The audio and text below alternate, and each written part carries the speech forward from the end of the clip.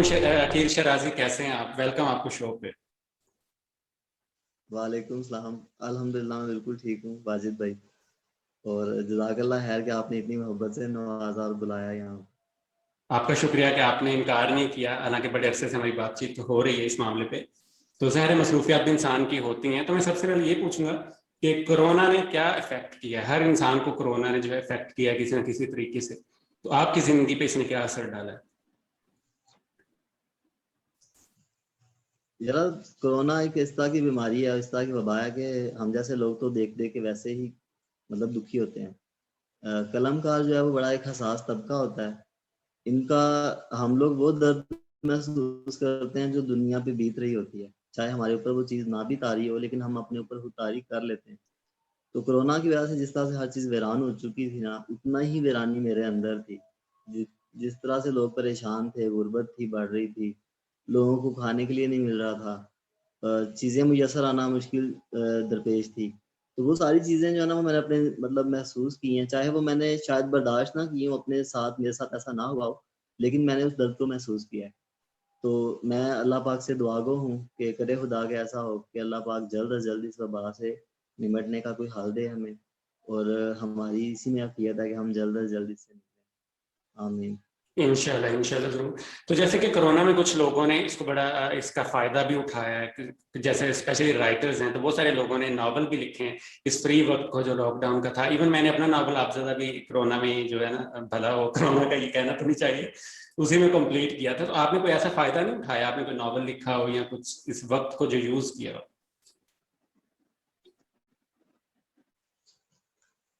Novel corona के lockdown का मतलब अगर आप फुर्सत से ताबीर करते हैं तो मुझे वक्त का मुयसर आना या वक्त की दस्तयाबी मेरा मसला कभी भी नहीं रहा। मेरे पास वक्त ही वक्त होता है, अगर मैं लिखना चाहूँ तो मैं हर वक्त लिख सकता हूँ।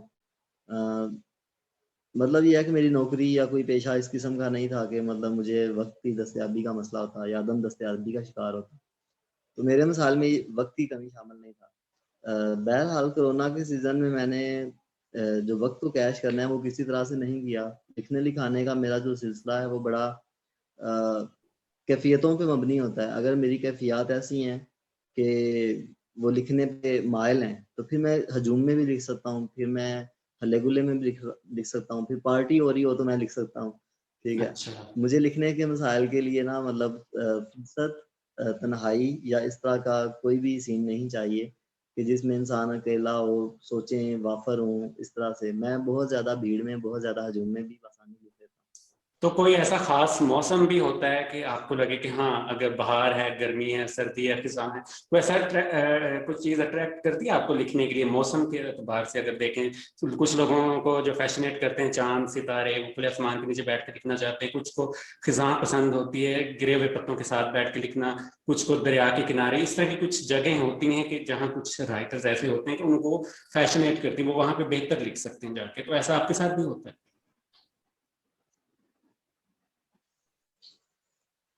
हाँ, ये चीज़ है कि मेरे साथ मौसम की खुशगवारी जो है वो असरअंदाज करती है।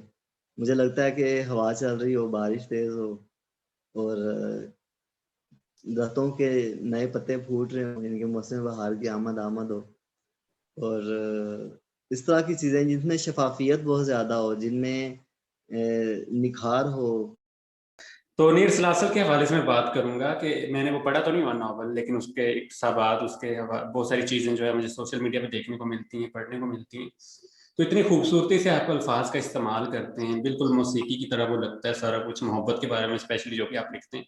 तो ये अल्फाज का चुनाव कहाँ से, कोई कुदरती है या इसके बारे में कुछ सीखा जा सकता है? कैसे करते हैं आप ये? वाजिद भाई, जब मैं लिखता हूँ या जब लिखने का कुछ सोचता हूँ, तो मेरे ज़हन में जो अल्फाज आते हैं वो गूंजते ही कुछ इस किस्म के हैं। उनकी बुनत कुदरती ही ऐसी होती है कि मैं लिखता जाता हूँ, वो क़ारिन के दिलों में उतरते जाते हैं। अल्हम्दुलिल्लाह नीर सलासल को मेरी सोच से बहुत ज़्यादा पज़ीराई मिली। मुझे अंदाज़ा नहीं था कि जब मैं लिखूँगा तो लोग इतना ज़्यादा प्यार देंगे। मैंने अगर एक जुमला भी लिखा तो लोगों ने उसको 3 करके समझा है, ठीक है? मेरे एक जुमले को लोगों ने 3 करके समझा है। एक जुमले से लोगों ने 3 कैफ़ियतें ली हैं। तो अल्हम्दुलिल्लाह मैं ये कहता हूँ कि नीर सलासल मैंने लिखा नहीं, मुझसे क़ारिन ने लिखवाया है। जब मैं लिखता था तो दोस्त सारे अकील भाई आप यहाँ से बेहतर हैं, यहाँ से बेहतरीन हैं, और यहाँ से आप कम रह गए हैं, यहाँ पे आपके अल्फाज की तुंदी या तेजी उस लिहाज से नहीं आई जैसी कि आपकी होती है। तो मेरी ये कोशिश होती थी कि अगली दफ़ा वो जो कमी रह गई है, कोताही रह गई है, वो दूर हो जाए। तो अल्फाज का ये चुनाव या जो कुछ भी है, ये सारा कुछ मेरे रीडर्स की देन है। अगर वो लोग नहीं होते, उनका मशवरा नहीं होता, तो अल्फाज कभी इतने प्यारे होके नहीं उतर सकते थे। बिल्कुल जी, कारी जो है उसका तो बड़ा हाथ होता है एक राइटर को निखारने में। तो इसी हवाले से एक और भी मैं सवाल पूछूंगा कि जब पहला नॉवल एक राइटर का इतना मशहूर हो जाता है, उस पे आपको आप पे कुछ बोझ फील होता है कि आपने अगला जो है वो इससे भी, क्योंकि वो कारी एक्सपेक्ट कर रहा होता है कि उससे भी कहीं बढ़ के कोई चीज आए, तो वो प्रेशर होता है आप पे? अल्हम्दुलिल्लाह नीर लासल को बहुत मकबूलियत मिली, लेकिन मैं चाहता हूँ कि अभी ये नावल उतना ही मकबूल हो जितना कि लोग इसके मतलब गुमान करते हैं। ठीक है, शायद शायद मैं मतलब ये समझता हूँ कि अभी ये उस मयार पे नहीं गया जितना कि इसको जाना चाहिए था। बहरहाल इंशाल्लाह वक्त तय करेगा इसका मुकाम इंशाल्लाह।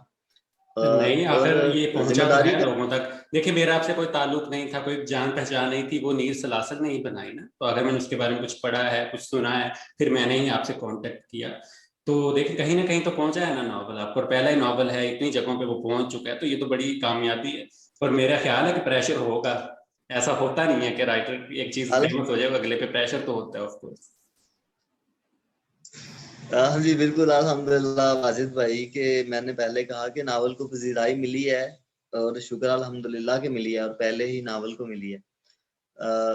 लेकिन यह है कि कह लें कि मेरे ऊपर जिम्मेदारी पहले से ज्यादा बढ़ गई है। मैं समझता हूँ कि अगर मैं इश्क आबगी लिख रहा हूँ, तो मैं दोस्तों की महफिल में अक्सर कहता हूँ, और जो करीबी दोस्त हैं उन्हें अक्सर कहता हूँ कि नीर सलासल का गैर एलानिया तौर पे शुरू करदा हिस्सा है इश्क आबगी।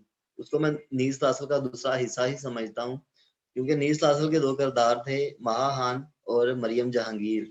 वो स्पोर्टिव करेक्टर थे, यानी कि मावन किरदार थे, और उनको यहाँ पे मरकज मान के इश्क आबगी में उनको मरकज मानकर कहानी की बुनत रखी गई है। तो उनकी कहानी को मैंने आगे चलाया है। ये कह लें कि नीर सलासल का खैर एलानिया तौर पे शुरू किया गया हिस्सा है इश्क आबगी, और अब मैं ये समझता हूँ कि मेरी जिम्मेदारी पहले से 2-3 गुना ज्यादा है, कि अब मैंने उसको और ज्यादा बेहतर करके पेश करना है। जो गलतियां, कोताहियां या कजियां गुजर गई, वो नीर सलासल तक थी। अगर अब मुझे कोई मवाद अपना पेश करना है, तो वो सिर्फ आम कारी के लिए या अपने महसूस कारी के लिए नहीं होना, वो एक हर उस बंदे के लिए होना जिसने मुझे पहले नहीं भी पढ़ा। तो बिल्कुल। अब मैं अल्हम्दुलिल्लाह लिख रहा हूँ, या जिस तरह से मैं माइंड बना के लिख रहा हूँ, तो मुझे लग रहा है कि मैं एक आम कारी तक अप्रोच लेके जा रहा हूँ। मैं एक आम कारी की पहुंच का जुमला दे रहा हूँ उसके अंदर। इंशाल्लाह। तो जब राइटर जो है वो लिखता है, उसके लिए कुछ कैटेगरीज होती है ना, किसी कैटेगरी में वो ज्यादा इजी फील करता है लिखते हुए, किसी के लिए। तो आप मजहब, मोहब्बत, नफरत, सियासत, तो कौन सी ऐसी कैटेगरी है कि ज्यादा इजी फील करता है, आपको लगता है कि ये मेरी फील्ड है, इसमें मैं ज्यादा बेहतर लिख सकता हूँ, ज्यादा आसानी से मुझे अल्फाज मिल जाते हैं, कहानी की जो बुनत है वो हो जाती है, तो कौन सी ऐसी खास कैटेगरी है जो आपकी फेवरेट है? वाजिद भाई, हमारा तो पैगाम है मोहब्बत के जहां तक पहुंचे। तो हम तो जब भी लिखते हैं मोहब्बत पे लिखते हैं। हम तो जब भी बोलना चाहते हैं मोहब्बत पे बोलना चाहते हैं।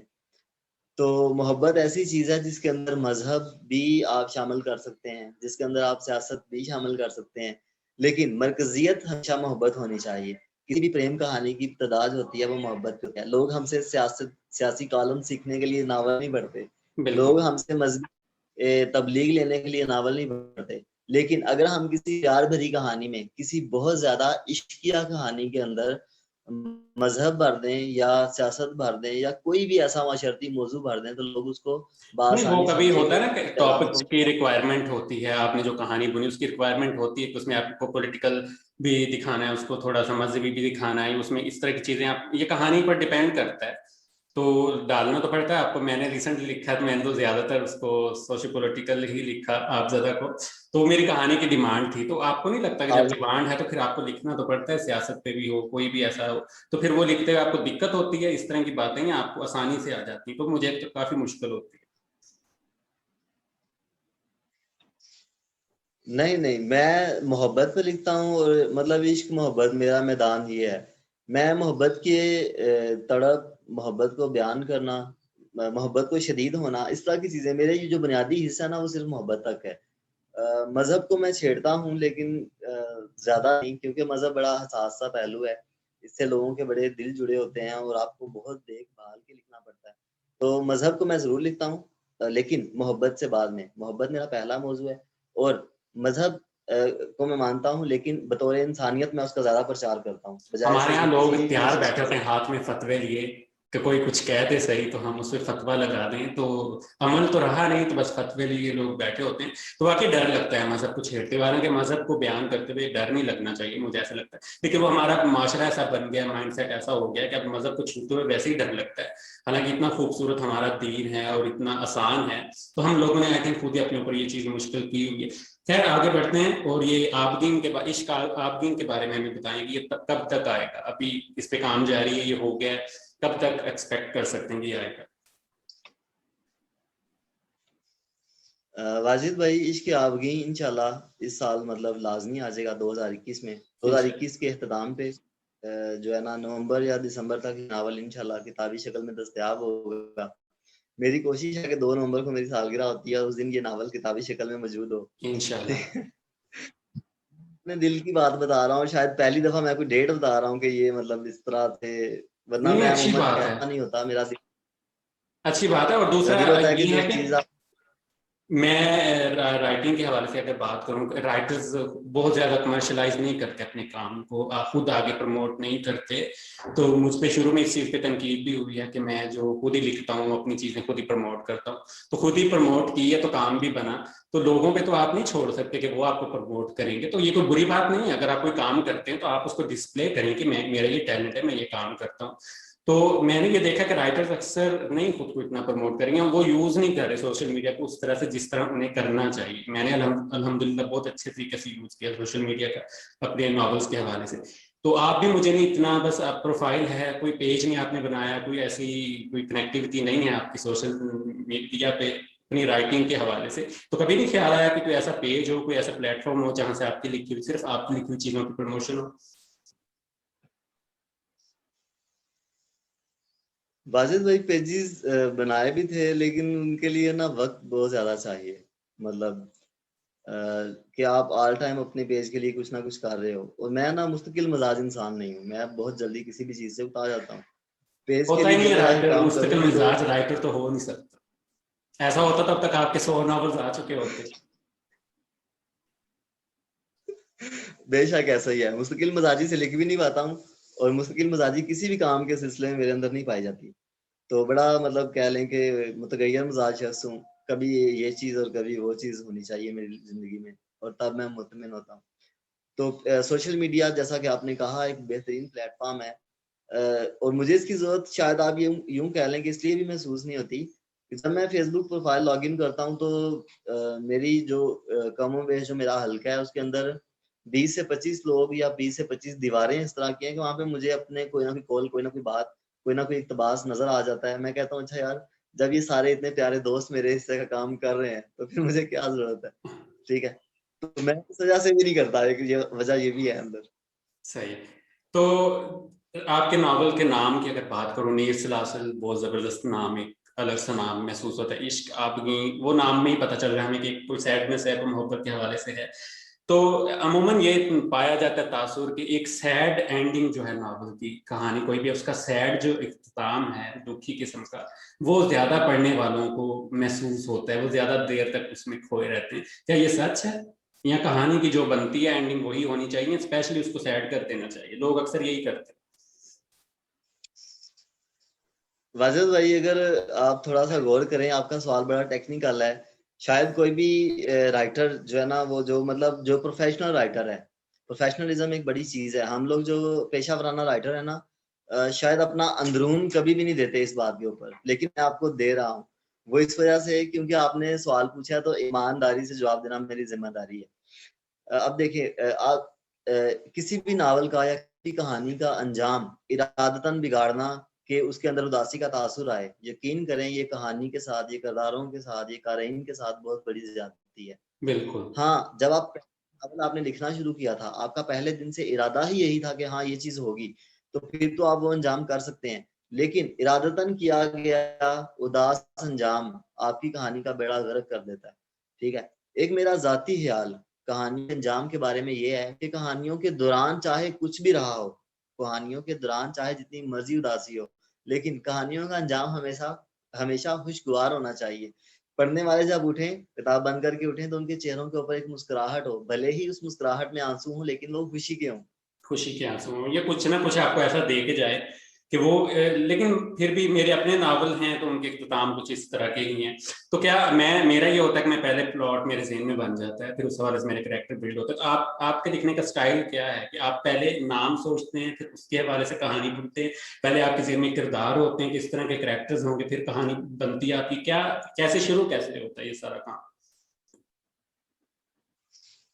वाजिद भाई, नीर सलासल से लेकर मेरे नीर सलासल से बाद आ रहा है इश्क आबगी, इसके बाद आएगा इंतजार रंग, तीसरा नावल। इसके बाद मैं नाम नहीं बता रहा, लेकिन मेरे 5 नावल जो है ना, वो नीर सलासल समेत 5 नावल हैं, जिनमें से नीर सलासल आ चुका है और 4 पाइपलाइन में है, जिनके ऊपर मुसलसल काम हो रहा है किसी ना किसी जाविये से। तो ये पांचों कहानियां जो भी मैं लिख रहा हूँ, सारे की सारी हकीकी हैं, असल वाकयात पे हैं। उनके किरदार इनके कारी भी रहे हैं, मेरे जितने भी रीडर्स थे उनमें इसके किरदार, हकीकी किरदार भी शामिल थे। इश्क आबगीन का भी यही मामला है कि अगर मैं किरदार लिख रहा हूँ, मरियम जहांगीर हकीकी है, सिदरा मलक हकीकी है, जरक मुनीर हकीकी है। मतलब मेरे नावल के जितने भी किरदार हैं, नीर सलासल और इश्क आबगीन दोनों, वो सारे के सारे हकीकी हैं, असल वाकये से माहूज कहानियां मैं लिखता हूँ। तो मुझे कभी भी कहानियों के अंजाम, दुरानिये या इब्तदाइये का मसला पेश नहीं आया, क्योंकि मेरे किरदारों की जिंदगी, मेरे किरदार मेरे सामने होते हैं, मुझे सिर्फ क्या करना होता है, उनके हालात को कागज पे उतारना होता फिर भी एक एक वक्त में एक कहानी के आप शहर में जब राइटर होता है ना, उस शहर में जब वो लिख रहा होता है, तो एक ही वक्त में 4 या 3-4 कहानियां उनके साथ अटैच हो पाना, फिर उनको उस तरह से लिख पाना, ये कितना आसान है? मुझे, मेरे लिए तो नामुमकिन सी बात है। एक ही वक्त में मैं अगर 3 कहानियां शुरू करूं, मैं तो वो कभी खत्म नहीं कर सकूंगा। आप कैसे कर लेते हैं? 3 काम एक साथ शुरू कैसे किया आपने? है। ये नामुमकिन सी कोशिश है, मोहब्बत सोच कर करना। हाँ, तो नामुमकिन तो बात है। यह है कि वाजिद भाई, हम जब कहानियों से जुड़ते हैं ना, तो कहानियां भी हमसे जुड़ जाती हैं। जब हम किरदारों से जुड़ते हैं, तो किरदार भी हमसे जुड़ जाते हैं। मेरा लिखने का अंदाज ये है कि मैं कुछ देर के लिए कहानी लिखूं, तो मैं उस कहानी से उकता जाता हूँ, उस किरदार से मेरा दिल बेजार हो जाता है। तो फिर मैं क्या करता हूँ, मैं उसको छोड़ देता हूँ, मैं दूसरी कहानी में चला जाता हूँ, जिसका मंजर पस मंजर उससे बहुत अलग होता है। तो इस तरह से जरा आसानी मुयसर आती है लिखने में। लेकिन अगर मैं एक ही किरदार मुसलसल लिख रहा हूँ, उससे मैं खुद भी उकता जाता हूँ। ये वैसे बढ़िया, एक अलग ही मैंने सुना है कि एक साथ 3-3 नॉवल भी कोई लिख सकता है। तो मेरे तो वाकई नामुमकिन सी बात में तो एक ही जब शुरू किया हुआ हो तो बस उसी में भटकता रहता हूँ। तो ये एक एक्स्ट्रा माशाल्लाह आपने टैलेंट है। हर राइटर एक साथ 3-4 नॉवल भी नहीं लिख सकता है। ये एक लिखना तो ऑलरेडी एक टैलेंट है, उसके साथ मजीद टैलेंट ये कि आप 3-4 माशाल्लाह प्रोजेक्ट आपने गिनवा भी दिए। पर मैं एक नाम अगर बता दूं तो मैं 2 साल तक तो कोई इसका आसपास पता ही नहीं था कब वो आ रहा है। चलो, बेस्ट ऑफ लक, अल्लाह करे वो भी नावल आए और लोगों को इसी तरह पसंद आए। तो ये बताएं कि कोई सियासत से भी दिलचस्पी आपको है थोड़ी बहुत, या वैसे पूछना तो नहीं चाहिए, मैं तो ऑलरेडी जानता हूँ, तो फिर भी जो लोग सुन रहे हैं वो जानना चाहते हैं, क्योंकि राइटर्स अक्सर सियासत पे कोई बात नहीं करते, अपने आप को बिल्कुल साइड पे रखते हैं। जी जी, वाजिद भाई, कोई भी कलमकार जो है, उसका तो सियासत से बड़ा गहरा ताल्लुक होता है। हमारे दिल जुड़े होते हैं। हमें लगता है कि मुआशरे की तरबियत करना, मुआशरे को एक अच्छा पहलू दिखाना हमारी जिम्मेदारी है, कलमी जिम्मेदारी है। बिल्कुल। तो कोई भी कलमकार जब ये कहता है सियासत में दिलचस्पी नहीं है, तो मुझे लगता है कि वो गैर जिम्मेदारी का मुजाहरा कर रहा है। वो इंतहाई गैर जिम्मेदारी का मुजाहरा करता है, जो ये कहता है कि मुझे सियासत में दिलचस्पी नहीं है, लेकिन मैं कलमकार हूँ। तो वो अपनी जिम्मेदारी ठीक से अदा नहीं कर रहा, माशरती तौर पे वो फेलियर का शिकार है। तो अल्हम्दुलिल्लाह, मैं मतलब सियासत से गहरा लगाव रखता हूँ। मेरे एक नजरियात हैं जिनको लेके मैं चलता हूँ, और मैं कभी भी अपने सियासी नजरियात में मतलब रद्दोबदल नहीं करता। जो मैं समझता हूँ कि यार ये चीज ठीक है, वो ठीक है, और जो मुझे लगता है कि ये चीज गलत है, वो गलत है। सियासी नजरियात में या शख्सियात में से बुनियादी तौर पे मैं मतलब सब जानते हैं मुझे, जो सोशल मीडिया पे अटैच या जो रियल लाइफ में मुझे जानते हैं। मैं इमरान खान का बहुत बड़ा सपोर्टर हूँ, उसका वर्कर हूँ, उसके लिए लिखता हूँ कालम वगैरह, मेरी वाल उसके लिए भरी पड़ी है। तो ऐसे ही मतलब सियासत, क्योंकि सियासत का ही एक पहलू फी ज़माना बना दिया गया एस्टेब्लिशमेंट को, कि वो लोग जिसका भी दिल करता है वो एस्टेब्लिशमेंट पे बात, जिसका भी दिल करता है वो एस्टेब्लिशमेंट पे बात।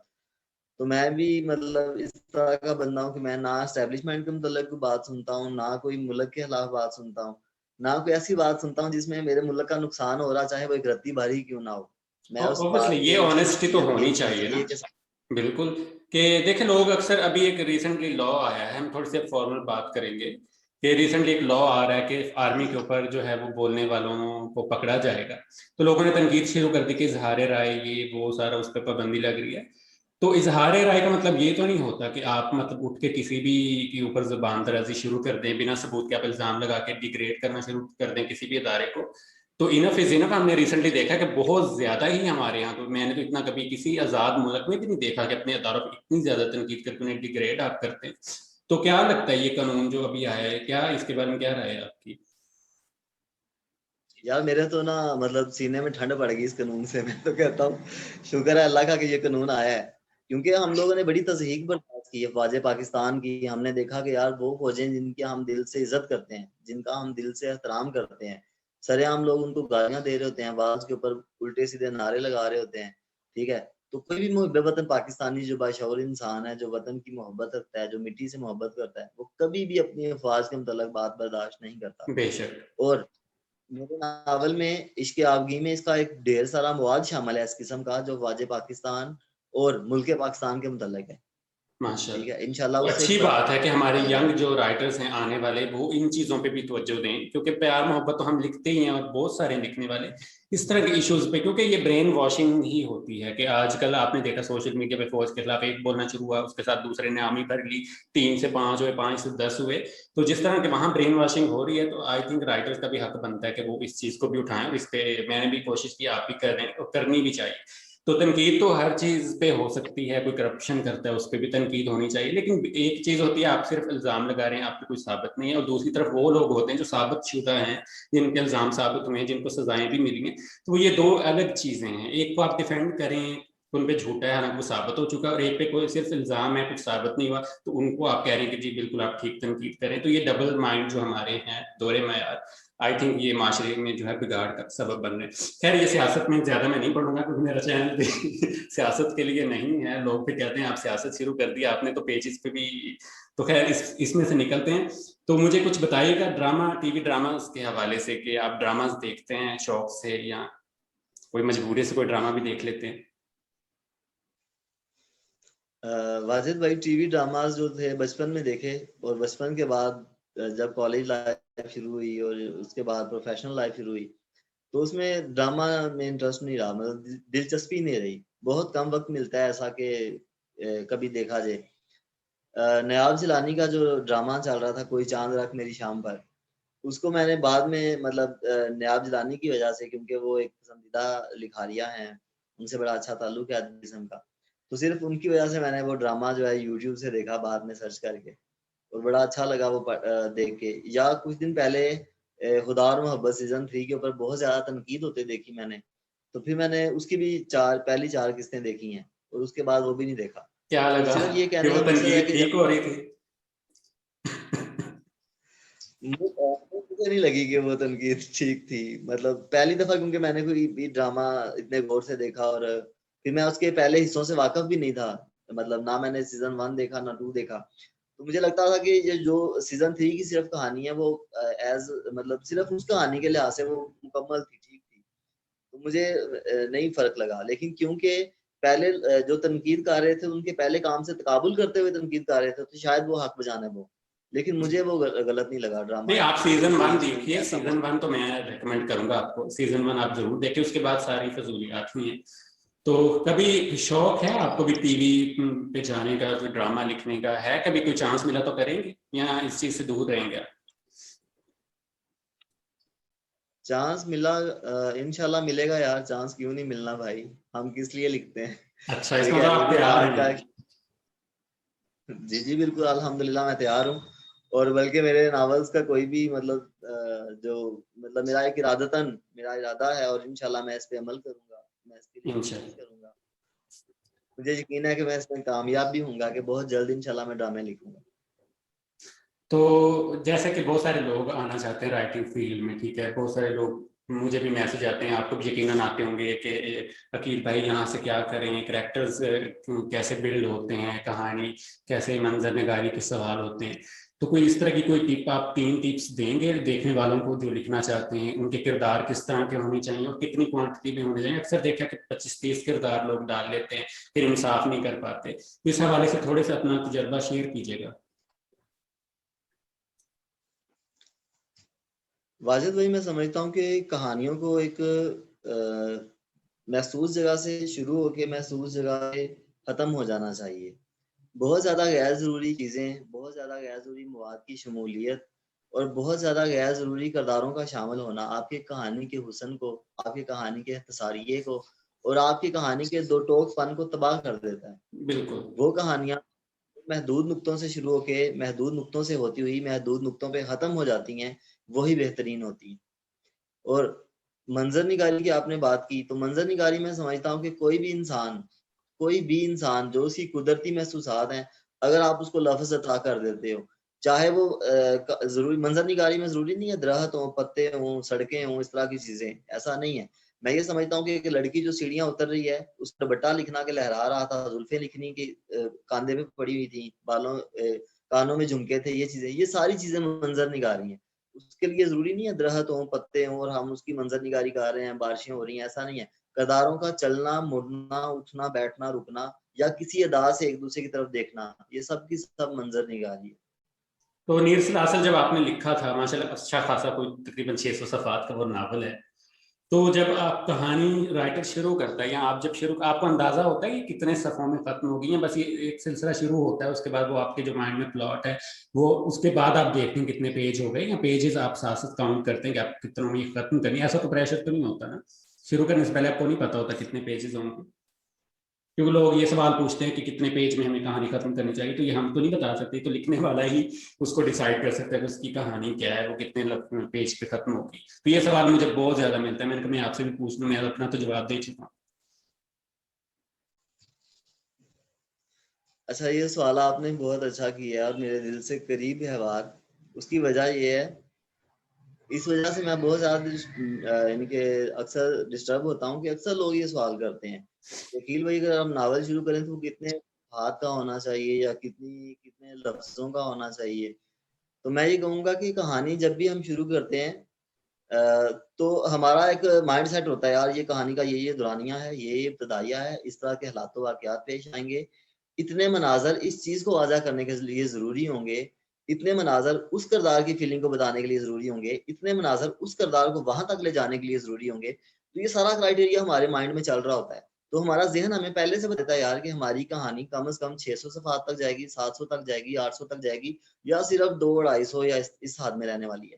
तो जब मैंने नीस क्लास से लिखना शुरू किया, मुझे उसकी इब्तिदा से पता था, मुझे उसका पहला हर्फ लिखने से भी पहले शायद अंदाज़ा था कि नीस क्लास एक ज़हीन किताब बनेगी। तो कितने अरसे में कंप्लीट हुई थी? वाजिद भाई, हमारा मसला है कि हम अरसा अरसा तो तब हम मतलब काउंट करें जब हम रोज़ लिख रहे हों। नीस क्लास अगर इतना ही नावल, इतना ही ज़हीम होता और सेम यही होता जैसे अब है, तो ये नावल 2 महीने में भी लिखा जा सकता था। लेकिन मैंने इसको 2 साल में मुकम्मल किया है, क्योंकि मेरे लिखने का दुरानिया जो था वो कमोबेश घटता और बढ़ता रहता था। सही। तो अब एक ऐसी भट्टी की बात करते हैं जिसमें से गुजर के एक राइटर जो कुंदन बनता है। बात कर रहा हूं मैं पब्लिकेशन के हवाले से, पब्लिशर्स की बात करते हैं। अब बड़ा आसान नहीं है पब्लिश करना बुक अपनी। वाजिद भाई, माज़रत, मुझे आपका सवाल समझ नहीं लगा। मैं समझ नहीं मैंने पाया कहा कि आप क्या अब पूछ रहे हैं। उस भट्टी की बात करते हैं ना जिससे गुजर के हम राइटर्स जो हैं वो कुंदन बन जाते हैं, तो वो पब्लिशर्स की मैं बात कर रहा हूँ। कितना आसान था नीर सलासल को पब्लिश करवाना, वो भी स्पॉन्सरशिप के तहत, बिना अपनी इन्वेस्टमेंट के? यार, मैंने अल्लाह की ज़ात गवाह है और मेरे बड़े करीबी लोग गवाह हैं इस बात के ऊपर। मैंने नीस लासल की पहले दिन से लेकर आखिरी दिन तक अशात के लिए कोई कोशिश नहीं की। किसी किस्म की रत्ती भर कोशिश नहीं की। किसी इंसान से राब्ता नहीं किया यार कि मेरा नावल छपना चाहिए, मुझे बहुत ज़रूरी है। जब नावल की किस्तें आ रही थी, रिस्पॉन्स मिल रहा था रीडर्स का, मुसलसल तबसरे हो रहे थे, तो मुझे 200 तो क्या 400% यकीन था कि नावल की किताबी शक्ल में लाजमी आएगा, और आएगा भी। मतलब मुझे इसकी जरूरत नहीं पड़ेगी किसी भी किस्म की कि इसके लिए परेशानी लेना पड़े। ठीक है, तो अल्हम्दुलिल्लाह मुझे कोई परेशानी नहीं हुई, मुझे कभी मसला नहीं दरपेश आया कि मैं एक नया राइटर हूँ तो लोग मेरे नाम पे रिस्क नहीं लेंगे, ऐसा नहीं है। नहीं, लेकिन मेरा इश्क आप कहीं भी। फिर भी पब्लिशर्स का जो रवैया होता है राइटर्स के साथ, अक्सर राइटर्स भी ज्यादती करते हैं ना, न्यू राइटर्स होते हैं स्पेशली, उनका कंटेंट होता नहीं है, वो फिर पब्लिशर को कहते हैं वो हमें सपोर्ट नहीं करते। ज़ाहिर है वो बिजनेस कर रहे हैं, वो उर्दू अदब की खिदमत के लिए तो पब्लिशर्स नहीं बैठे, इस बात में कोई शक नहीं। फिर भी पब्लिशर्स का रवैया आपको क्या लगता है कि ठीक है, राइटर्स के साथ जस्टिफाइड, चाहे वो बिजनेस भी कर रहे हैं?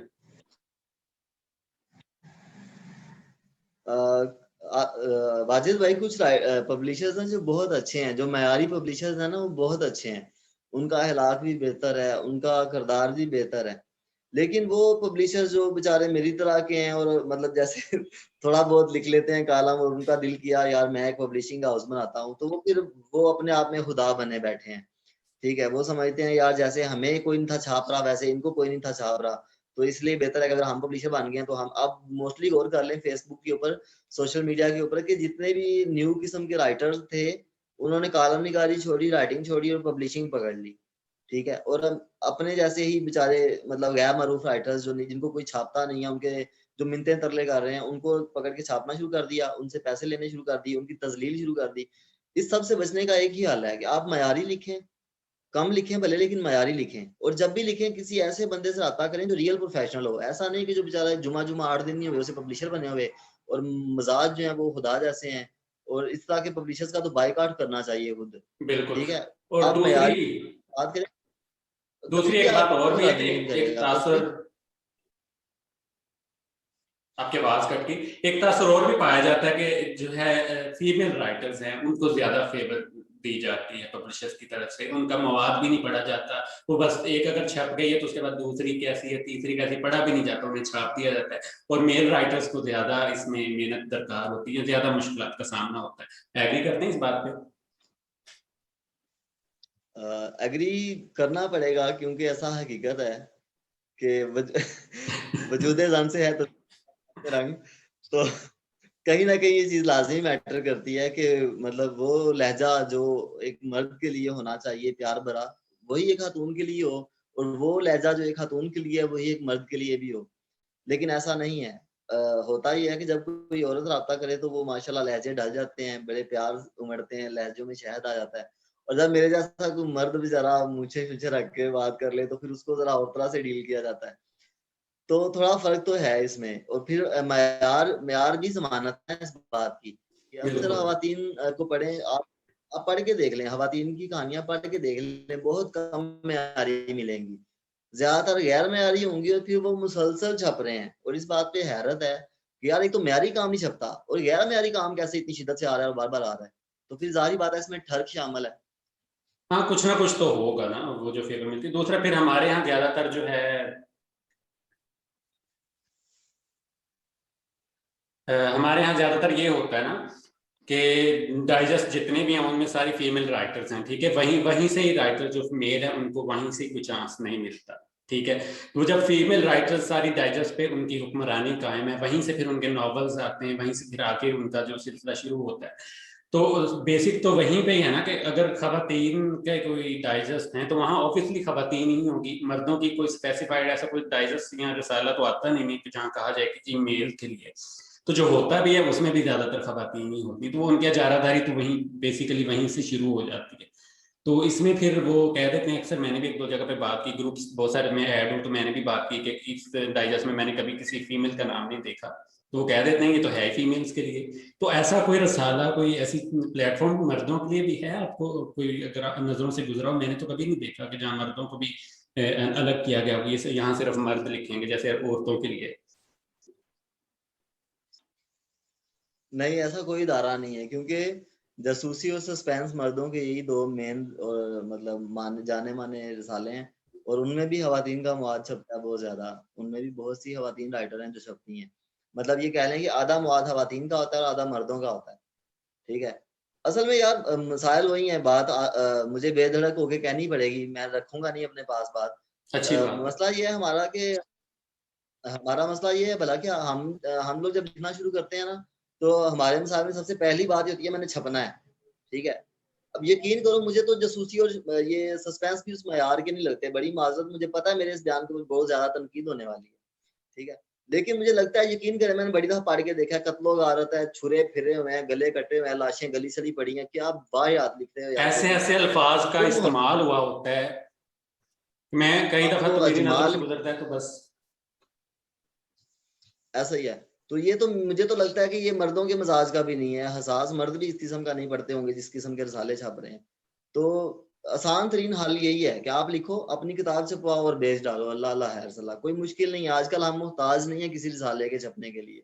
ओके, तो जो बुक के आप कवर्स, मीर सलासल का मैंने देखा 2 बार शायद वो चेंज हुआ है, ठीक है, तो जो मैंने जो देखा कवर वो वही वाला है जिसमें कोई ताजमहल है, शायद कोई मस्जिद है, इस तरह कोई अहाता उसमें और लड़की एक खड़ी। तो ये जब कवर डिजाइन होता है, ये आपने खुद किया था?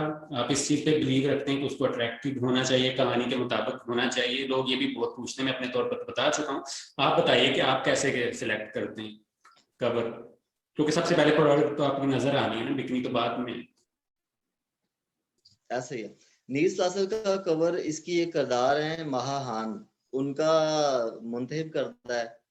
तरतीब उन्होंने डिजाइन नहीं किया, लेकिन मुंतहिब उन्होंने किया था। उसकी वजह ये थी, ताजमहल का बैकग्राउंड घूम रही है रदारियों में, तो कहानी अगर पढ़े तो कहानी में भी कुछ मिलता है आपको, ताजमहल का भी जिक्र मिलेगा, रदारियां मिलेंगी बहुत ज्यादा। तो नीर सासर का कवर इस तरह का डिजाइन करने का जो तारीखी भी हो, उसमें परिंदे भी शामिल हो, उसमें आसमान भी शामिल हो, उसमें कोई तारीखी इमारत भी हो, विरसा भी शामिल हो, ये सारी चीजें नावल की हसीयत, नावल की कहानी से मुमासलत रखती थी। तो इस वजह से हमने इसका इंतखाब किया। कुछ कवर्स होते हैं ना कि 2 बड़ी सी आंखें, फीमेल आंखें या नकाब में छुपी हुई, हाथ में लालटेन पकड़ी हुई, दुपट्टा उड़ रहा है, तो इस तरह के कवर्स के बारे में आपका क्या ख्याल है?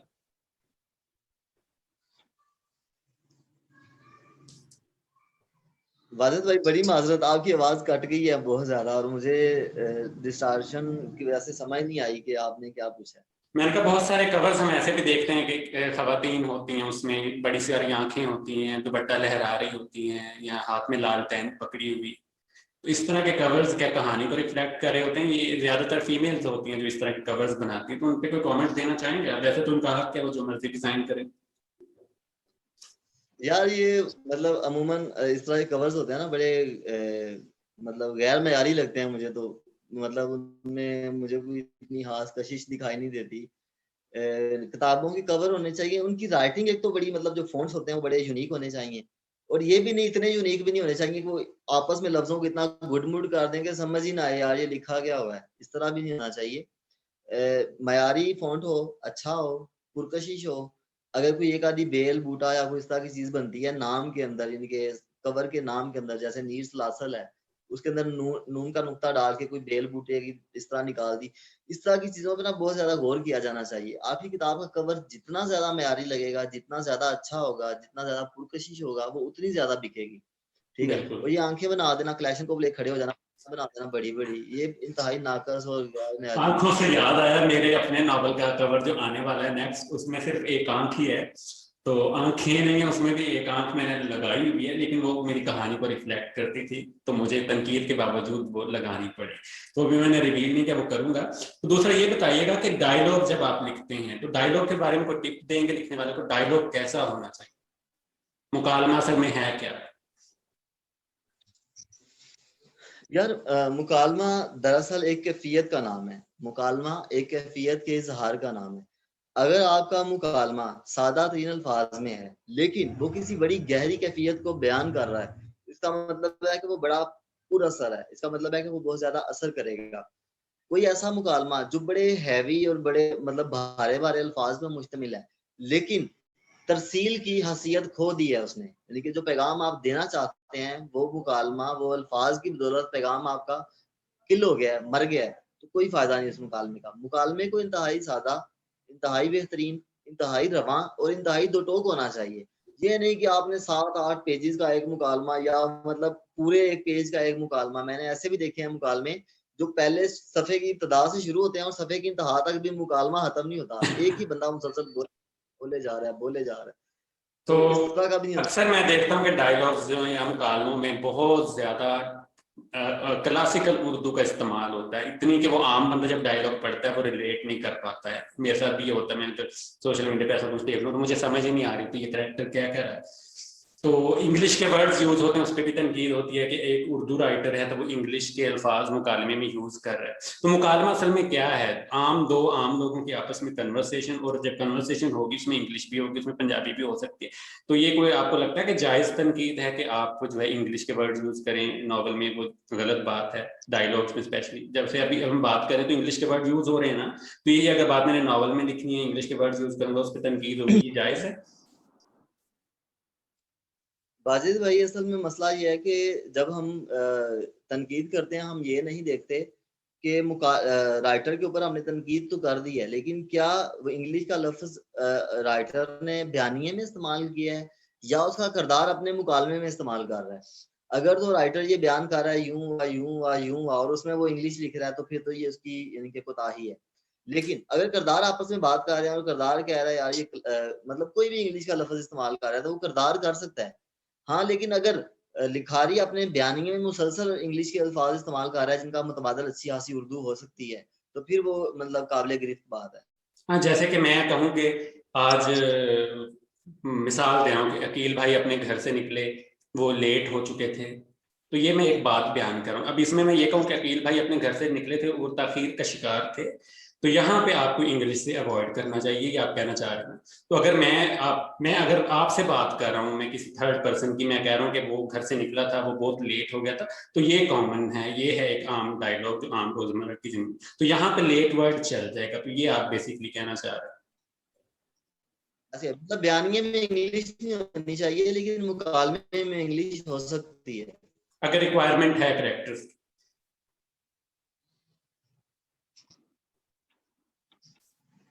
तो इश्काबगीन का हमें बता दें थोड़ा सा। जी वाजिद भाई, मुझे समझ नहीं आया। इश्काबगीन का जैसे आपने बताया ना नवंबर का कि आपकी सालगिरह पे वो आएगा, इंशाल्लाह इंशाल्लाह। इंशाल्लाह। तो उसके उसके बारे में लोग मेरे पेज पे भी मैसेज आते थे, कील भाई अभी भी 3-4 मैसेजेस आए हैं कि उनसे ये पूछिएगा कि ये कब तक आएगा, वो तो आपने बता दिया। तो वो ये पूछ रहे हैं, उनसे ये भी पूछ रहे हैं कि ये कितने तक का हमें मिलेगा। तो ये बड़ा एक टिपिकल सा सवाल है कि इसकी प्राइस का भी कुछ बता दें, अगर लोग वेट करना चाह रहे हैं। हो सकता है ना किसी ने कोई बुक खरीदनी हो, वो भी सोचता है वो अगर 1200 की, तो मुझे 800 में ये मिल रही तो मैं ये ले लूँ। तो ये होता है जिन्होंने बुक खरीदनी होती है सोच समझ के। तो ये भी आप थोड़ा सा हमें इस बारे में बता दें, कितना ये लंबा नॉवल होगा, इसकी आसपास क्या प्राइस होगी? मैं इसकी यानी कि प्राइस तो नहीं बता सकता अभी, लेकिन चले मैं आपको इसकी जहामत बता देता हूँ। इसकी आपकी कम से कम न्यूज़ क्लासेस जितना जहीम होगा, लेकिन कम से कम कह रहा हूँ, ये ज्यादा से ज्यादा उससे पेजेस बढ़ सकते हैं, इसके कम नहीं हो सकते, क्योंकि इसकी आपकी न्यूज़ क्लासेस से ज्यादा लंबी कहानी है।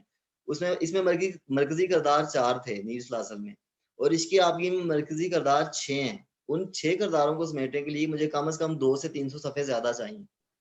तो कह सकते हैं कि 800 सफ़ात का तकरीबन हो गई। जी, तकरीबन इतने सफ़ात का होगा। तो फिर ये 1500 से न्यूज़ तो ऊपर क्लासेस का ही जितना होगा नावल। जी ये तो फिर 1500 से ऊपर का ही होगा ना, या ये पब्लिशर डिसाइड करेंगे? बिल्कुल, अभी इसकी मतलब कीमत के बारे में मैं कोई तयन नहीं कर सकता कि ये इतनी होगी, बहुत ज्यादा मान लो। तो दूसरा दूसरा पब्लिशर्स के हवाले से एक और सवाल है कि स्पॉन्सरशिप कैसे मिलती है? अगर मैंने नॉवल लिखा है और मैं चाह रहा हूँ मुझे पब्लिशर पब्लिश करे, तो मैं क्या ऐसा स्टेप लूँ?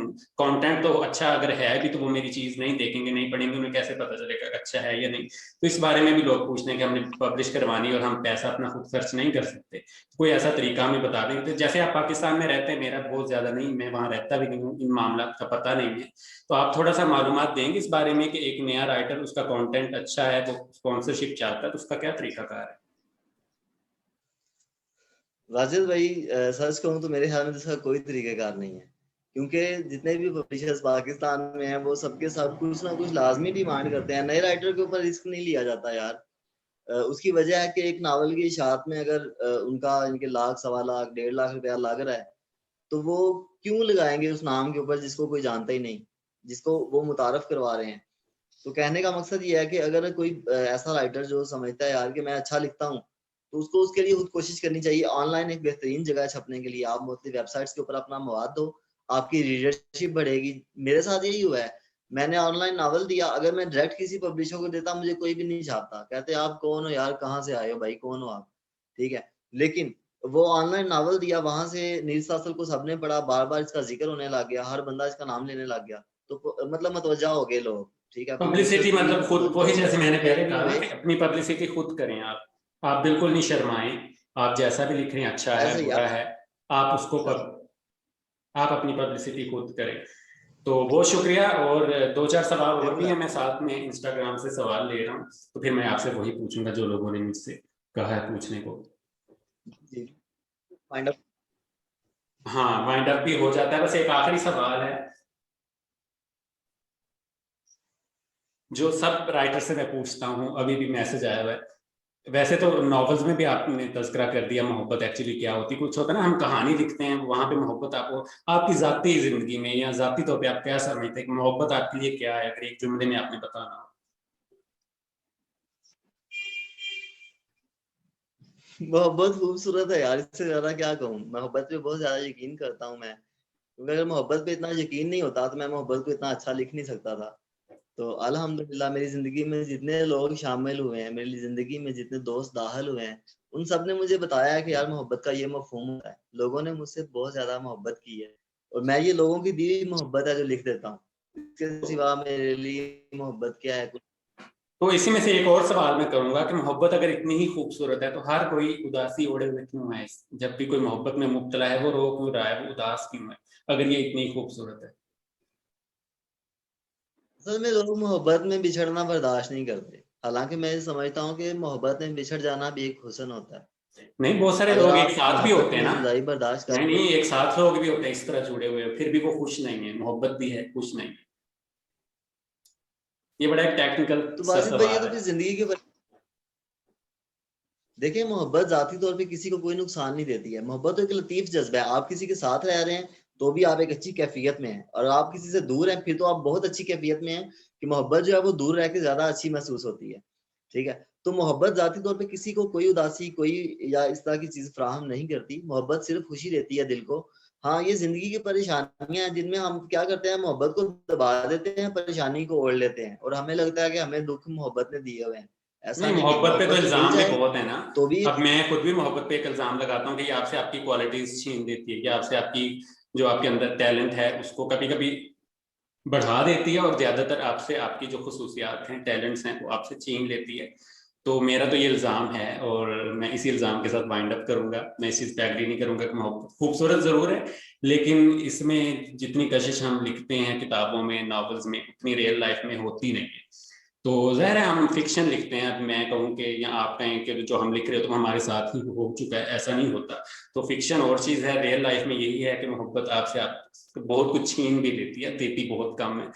तो वैसे एक और सवाल है, बस आखिरी सवाल, ज्यादा नहीं टाइम लूंगा। ये भी एक टिपिकल सा सवाल है। कहा जाता है कि राइटर बनने के लिए किसी हादसे से गुजरना पड़ता है। कोई राइटर ऐसा दुनिया में है ही नहीं जिसके साथ कोई हादसा ना हो। तो आपके साथ ऐसा कौन सा हादसा हुआ कि आपने लिखना शुरू किया, या कोई हादसे से गुजरे हैं आप अगर? नहीं नहीं, मैं अल्हम्दुलिल्लाह मतलब मुझे शुरू से लगता है, ये कह लें कि मैं पैदाइशी कलमकार हूँ। मेरी फिफ्थ या सिक्स क्लास जब बच्चा महसूस करना शुरू करता है चीज़ों को, मुझे तब ही पता था कि मेरे अंदर से कहानियां फूटती हैं। मुझे लगता था कि मुझे लिखना चाहिए। मैं अपने कॉलेज लाइफ में first year, second year, third year या आगे फर्दर, मैं जब भी अपने दोस्तों में होता था, सारे कहते थे तुम अपनी कोई ख्वाहिश बताओ, कोई जिंदगी की ख्वाहिश। मैं कहता था यार मैंने जिंदगी में कभी ना कभी कोई एक कहानी लाजमी लिखनी है जो किताबी शक्ल में आएगी। वो हमेशा आपका कहता था ख्वाब अपने पूरा दोस्तों को, हुआ फिर? अवल जरूर लिखना है। तो फोकस्ड रहना चाहिए ख्वाबों पे, वो पूरे जरूर होते हैं। तो बहुत शुक्रिया, आपने ज्वाइन किया। आपसे दोबारा भी बात होगी। अभी हमें कुछ कनेक्टिविटी के इश्यूज भी थे और आप जल्दी में भी हैं, तो बहुत सारे सवाल रह भी जाते हैं। तो मैं भी जो है अभी नया नया हूँ इस फील्ड में, ये जो नई फील्ड मैंने अपनाई हुई है, तो मुझे भी तजर्बे की जरूरत है, और कुछ सवाल ऐसे पूछने की जरूरत है जो अभी शायद मेरे माइंड में नहीं होते, लेकिन जैसे डिस्कनेक्ट होगा तो हाँ ये पूछना था, वो पूछना था, बहुत सारी बातें रह जाती। तो इंशाल्लाह आपको दोबारा भी ऑनबोर्ड लेंगे। बहुत शुक्रिया, आपने ज्वाइन किया। अपने देखने वालों के लिए, यहाँ जो आपको पढ़ते हैं कारी, उनके लिए अगर कोई मैसेज छोड़ना चाहना। सबसे पहला पैगाम तो आपके लिए है कि आपने बहुत अच्छा पढ़ा, बहुत अच्छा बोला, बहुत अच्छा होस्ट किया। Thank you. तो शायद मैं इतना कॉन्फिडेंट मैं मैं शायद इतना कॉन्फिडेंट नहीं हूँ कि मैं इतने एतमाद के साथ किसी से सवाल पूछ सकूं, कुछ बुलवा सकूं। तो आपने बड़े अच्छे मतलब बात की, बड़े अच्छे तरीके से चीजों को एक्सप्रेस किया, बयान किया, ये बहुत अच्छी बात है। मुझे हाँ आपका जी। कॉन्फिडेंस बड़ा अच्छा लगा। दफा हम इस तरह से लाइव बात कर रहे हैं, और जिस तरह से आप मतलब पेश आए वो बड़ा एक अच्छा था आपका, जिस तरह से वैसे मुझे बात गाइड काटूं, किया गया ये कि ऐसे। कॉन्फिडेंस मुझे फसी साहब के पिछले इंटरव्यू से मिला है। मैं बड़ा घबराया तो मैं गया पूछूंगा। अभी भी लोग समझ रहे हैं कि हाथ में पेंसिल है और मतलब मैं पेपर पे पता नहीं कौन से सवाल लिखे। यकीन कीजिए मैंने कुछ नहीं लिखा, मैं यहाँ पे दिखा देता हूँ। कुछ सितारे बनाए बस। ये मेरी एक नेचर है कि मैं जब कुछ बोल रहा होता हूँ, ये देखिए कोई सवाल नहीं लिखा हुआ है अगर नजर आ रहा है, कुछ नहीं मैंने लिखा हुआ। मैं मेरी नेचर जो है वो यही है कि मैं लाइव खुद बोलूँ। मैं अगर वीडियोस भी बनाता हूँ या मैं इंटरव्यू आपका या फसी साहब का, कोई सवाल मैंने पेपर पे नहीं लिखा हुआ था। तो मैं समझता हूँ मुझे लिखना नहीं है, मुझे दिल की बात करनी है और जो दिल से निकलती है बस वही मैं पूछ लेता हूँ। तो बहुत शुक्रिया आपने। इंशाल्लाह आपसे दोबारा भी मुलाकात होगी। अपना बहुत सारा ख्याल रखिएगा और बेस्ट ऑफ लक फॉर इश्क। आगे हमें वेट है कि कब आए और लोगों के दिलों को छू जाए जैसे नीर सलासल ने छुआ है। तो बहुत शुक्रिया again. See you next time. Take care and Allah हाफिज। अल्लाह हाफिज, बहुत अल्लाह शुक्रिया हाफिज। आपका।